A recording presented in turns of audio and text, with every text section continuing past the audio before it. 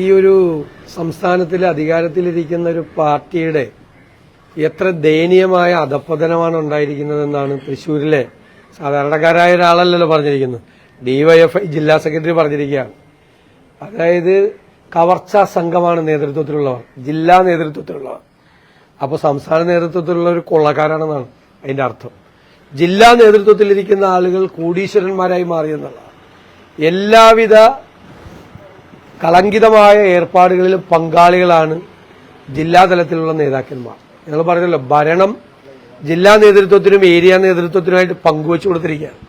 Police ഭരണം അവരാണ്, SP വയ്ക്കുന്നത് അവരാണ്, SHOമാരെ വയ്ക്കുന്ന അവരാണ്, എല്ലാത്തിലും കമ്മീഷനാണ്, സ്ഥലം നികത്തുന്നതിൽ കമ്മീഷനാണ്. എല്ലാ വൃത്തികെട്ട ഇടപാടുകളിലും കളങ്കിതമായ ഇടപാടുകളിലും CPM നേതാക്കൾക്ക് പങ്കുണ്ട് എന്നതിന്റെ വ്യക്തമായ തെളിവാണ് പുറത്തു വന്നിരിക്കുന്നത്. കരുവന്നൂരിൽ 400 കോടി രൂപയിലധികമാണ് പാവപ്പെട്ടവർക്ക് നഷ്ടപ്പെട്ടത്. നിങ്ങൾ മനസ്സിലാക്കേണ്ടത്, ഒരു ഓപ്പറേഷൻ നടത്താൻ പണമില്ലാതെ പൊട്ടിക്കരയാണ് പാവപ്പെട്ട ആളുകൾ. മകളുടെ വിവാഹത്തിന് വേണ്ടിയിട്ട് നിക്ഷേപിച്ചിരുന്ന പണമില്ല, തിരിച്ചില്ല. ഒരു വീട് വയ്ക്കാൻ വേണ്ടി, ജീവിതത്തിലെ ഏറ്റവും വലിയ അഭിലാഷമാണ് ഒരു വീട് വയ്ക്കാൻ വേണ്ടിയിട്ട് പണം നിക്ഷേപിച്ചു, അതിന്റെ പണമില്ല. ആ പണമെല്ലാം കൊള്ളയടിച്ചു കൊണ്ടുവരികയാണ് നേതാക്കന്മാർ, കൊള്ളയടിക്കുകയാണ്. എവിടെ പോയി ED അന്വേഷണം നടത്തിയിട്ട് കോംപ്രമൈസായി. ED ഇപ്പൊ കഴുത്തിൽ പിടിമുറുക്കി എന്നൊക്കെ പറഞ്ഞ് പഠിപ്പിച്ചാണ്. ഓർമ്മയുണ്ടല്ലോ, തെരഞ്ഞെടുപ്പിന് തൊട്ട് മുമ്പ്, തൃശൂർ പാർലമെന്റ് തെരഞ്ഞെടുപ്പിന് തൊട്ട് മുമ്പ്. അത് പാർലമെന്റ് തെരഞ്ഞെടുപ്പിൽ ഇവരെ എല്ലാം ഭീഷണിപ്പെടുത്തി BJPക്ക് അനുകൂലമായി പ്രവർത്തിപ്പിച്ചു ആ BJP നേതൃത്വം. കാരണം ഇവരെല്ലാം ഏറ്റവും വലിയ ഗുരുതരമായ അഴിമതി കേസുകളിലെ പ്രതികളായി, മണി ലോണ്ടറിംഗ് കേസുകളിൽ പ്രതികളാകേണ്ട ആളുകളാണ് ആ നേതൃത്വത്തിൽ ഇരിക്കുന്ന ആളുകൾ. ഇത് തന്നെയാണ് മിക്കവാറും സംസ്ഥാനത്തെ എല്ലാ ജില്ലകളിലും സംസ്ഥാന നേതൃത്വത്തിലുള്ളത്. CPM കൊള്ളക്കാരുടെ കവർച്ചാ സംഘമായി CPM നേതൃത്വം എന്ന് പറഞ്ഞത് പ്രതിപക്ഷമല്ല, DYFI ജില്ലാ സെക്രട്ടറിയാണ്. ഞാൻ ഒരു കാര്യം കൂടി പറയാം. ഈ സർക്കാരിന്റെ, പിണറായി സർക്കാരിന്റെ അവസാനത്തിന്റെ ആരംഭം കുറിച്ചിരിക്കുകയാണ്. വ്യാപകമായി കസ്റ്റോഡിയൽ ടോർച്ചർ, കസ്റ്റോഡിയൽ മർദ്ദനങ്ങളെ കുറിച്ചുള്ള കഥകൾ ഓരോ ദിവസവും പുറത്തു വരികയാണ്. പാർട്ടി നേതാക്കന്മാരുടെ അഴിമതി പുറത്തുവരും എന്ന് ഭയപ്പെട്ട് DYFI നേതാവിനെ അഴിമതി കേസിൽ പെടുത്തി പോലീസ് സ്റ്റേഷനിൽ കൊണ്ടുപോയി തല്ലിക്കൊന്നു. കുടുംബമാണ് ആരോപണം ഉന്നയിച്ചിരിക്കുന്നത്. കുടുംബമാണ് ആരോപണം ഉന്നയിച്ചിരിക്കുന്നത്. DYFI നേതാവിന് പോലും നിവൃത്തിയില്ലാത്ത സ്ഥിതിയാണ് കേരളത്തിൽ.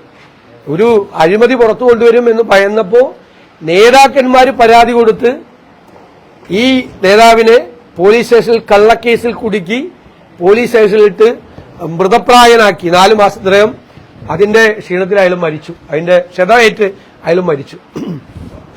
ഇന്നലെ KSU നേതാക്കന്മാരെ തലയിൽ തുണിയിട്ട്, കറുത്ത തുണിയിട്ട് കയ്യാമം വെച്ച് കോടതിയിൽ ഹാജരാക്കി. അവർ തീവ്രവാദികളാണോ, കൊടും കുറ്റവാളികളാണോ? എവിടേക്കാണ് പോലീസ് പോകുന്നത് കേരളത്തിൽ? അപ്പോൾ രാജാവിനേക്കാൾ വലിയ രാജഭക്തി കാണിക്കുന്ന പോലീസ് ഉദ്യോഗസ്ഥന്മാർ ഈ സേനയിലുണ്ട്. ഇവരെല്ലാം എല്ലാ വൃത്തികേടുകൾക്കും അഴിമതിക്കും കൂട്ടുനിൽക്കുന്ന ഉദ്യോഗസ്ഥന്മാരാണ്. അവർക്ക് പാർട്ടി സംരക്ഷണം കൊടുക്കുന്നത് കൊണ്ടാണ്, പാർട്ടി നേതാക്കൾ ആവശ്യപ്പെട്ടിട്ടാണ് കള്ളക്കേസിൽ KSUക്കാരെ കുടുക്കി, വിദ്യാർത്ഥി നേതാക്കന്മാരെ കള്ളക്കേസിൽ കുടുക്കി തീവ്രവാദികളെയും കൊടും ക്രിമിനലുകളെയും കൊണ്ടുവരുന്നത് പോലെ തലയിൽ തുണിയിട്ട് കയ്യാമം വെച്ച് കോടതി കൊണ്ട്. എന്ത് നീതിയാണ് കേരളത്തിൽ നടപ്പാകുന്നത്? രാജാവിനേക്കാൾ രാജഭക്തി കാണിക്കുന്ന എല്ലാ ഉദ്യോഗസ്ഥന്മാരും ചെവിയിൽ നുള്ളിക്കോ. പണ്ടൊക്കെ ഞങ്ങളെല്ലാം പൊറുക്കുമായിരുന്നു, ഇനി ഇതെല്ലാം ഞങ്ങൾ ഓർത്തുവെക്കും. ചെവിയിൽ നുള്ളി വെച്ചോ. ഒറ്റൊരുത്തൻ കാക്കിയിട്ട് നടക്കില്ല. ഒറ്റൊരുത്തൻ കേരളത്തിൽ ഈ വൃത്തികേട് കാണിക്കുന്ന ഒരുത്തനും കേരളത്തിൽ കാക്കിയിട്ട് നടക്കില്ല. അത്രമാത്രം തോന്നിയാസവും അസംബന്ധവുമാണ് ഇവർ കാണിക്കുന്നത്. വിദ്യാർത്ഥി നേതാക്കന്മാരെ തലയിൽ തുണിയിട്ട് തീവ്രവാദികളെ പോലെ പോലീസ് സ്റ്റേഷനിൽ കൊണ്ടുവരുന്ന കാടത്തം എവിടെയാണുള്ളത്? എവിടെ മുഖ്യമന്ത്രി? എത്ര സംഭവങ്ങളാണ് കേരളത്തിലുണ്ടാകുന്നത്? ആഭ്യന്തര വകുപ്പിന്റെ ചുമതലയുള്ള മുഖ്യമന്ത്രി എന്തേ മൗനം പാലിക്കുന്നു? ഇയാൾ ഒട്ടക പക്ഷിയെ പോലെ മണ്ണിൽ തലപൂഴ്ത്തിയിരിക്കുകയാണ്. ഒരു ഭരണാധികാരിക്ക് ചേർന്നതല്ല നിങ്ങളുടെ ഈ മൗനം. നിങ്ങൾക്ക് ഭയമാണ് സംസാരിക്കാൻ, നിങ്ങൾക്ക് പേടിയാണ് സംസാരിക്കാൻ. നിങ്ങൾക്ക് ധൈര്യമുണ്ടെങ്കിൽ നിങ്ങൾ വന്ന് ഈ സംഭവങ്ങൾ ഉണ്ടായത് നിങ്ങളുടെ വകുപ്പിലാണ് ഈ വൃത്തികേടുകൾ നടന്നിരിക്കുന്നത്.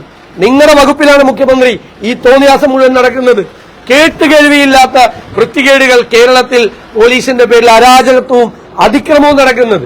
കേരളത്തിലെ പോലീസ് എന്ന് പറയുന്നത് ഒരു തീവ്രവാദികളെ പോലെയാക്കി നിങ്ങൾ മാറ്റി നിങ്ങളുടെ ഇച്ഛാനുസരണം അവരെ പ്രവർത്തിക്കാൻ വേണ്ടി നിങ്ങളുടെ പാർട്ടിക്കാരുടെ തോന്നിയാസത്തിന് കൂട്ടുനിൽക്കാൻ വേണ്ടിയിട്ട് നിങ്ങൾ ഈ കേരള പോലീസിനെ നിങ്ങളെ തകർത്ത് തരിപ്പണമാക്കി.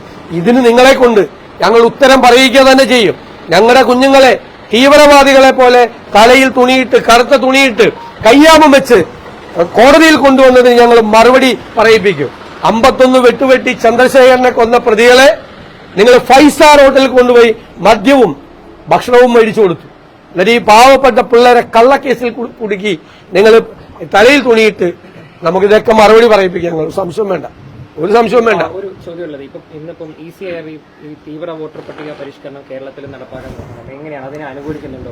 ഇത് ഞങ്ങൾ അതിശക്തമായി ഞങ്ങൾ എതിർക്കും. കാരണം ഇത് നീതിപൂർവമായ സത്യസന്ധമായ തെരഞ്ഞെടുപ്പിന് എതിരായിട്ടുള്ള BJPയുടെ തന്ത്രമാണ്. BJPയുടെ തന്ത്രമാണ്. എന്തിനാണ് വോട്ടർ പട്ടിക 2002 പോകുന്നത്? 52 ലക്ഷം പേരുടെ വോട്ട് ചേർക്കേണ്ടി വരും. കേരളത്തിൽ എന്താണ് നടക്കുന്നത്? ഈ എത്ര ശ്രമകരമായ കാര്യമാണ്. എത്ര അർഹതയുള്ളവർക്ക് വോട്ട് ചെയ്യാൻ പറ്റാതെ പോവും. 52 ലക്ഷം പേരുടെ ഇനി ചേർക്കാനുള്ളവരുടെ കൂടാതെ 52 ലക്ഷം പേർ യഥാർത്ഥത്തിൽ ഇപ്പോൾ വോട്ടർ പട്ടികയിലുള്ള കഴിഞ്ഞ നിയമസഭാ തെരഞ്ഞെടുപ്പുകളിലും പാർലമെന്റ് തെരഞ്ഞെടുപ്പുകളിലും കഴിഞ്ഞ 23 വർഷമായി വോട്ട് ചെയ്യുന്ന ആളുകൾക്ക് ഒരു സുപ്രഭാതത്തിൽ വോട്ടർ പട്ടികയിൽ പേരില്ലാതാകുന്ന മായാജാലമാണ് SIR എന്ന് പറയുന്നത്. അതിനെ ഞങ്ങൾ ശക്തിയായി എതിർക്കും. അതിനെതിരായി ഞങ്ങൾ ശക്തിയായ പ്രക്ഷോഭം ബീഹാറിൽ എന്നതുപോലെ കേരളത്തിലും സംഘടിപ്പിക്കും. ഒരു സംശയവും വേണ്ട. NM വിജയന്റെ കുടുംബം വളരെ രൂക്ഷമായ വിമർശനമായി രംഗത്തെത്തിയിട്ടുണ്ട്.